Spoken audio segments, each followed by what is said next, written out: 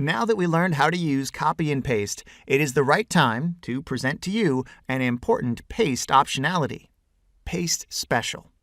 In order to use Paste Special, we need to copy one or multiple cells, and then open the Paste Special dialog box.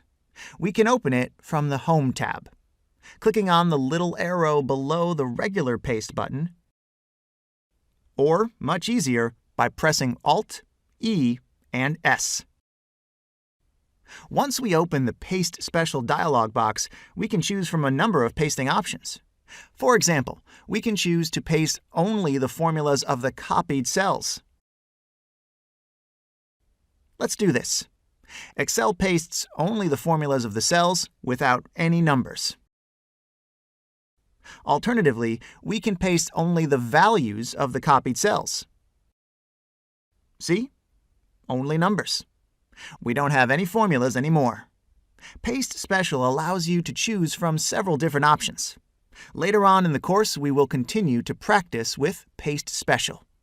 This will do for now. Thanks for watching.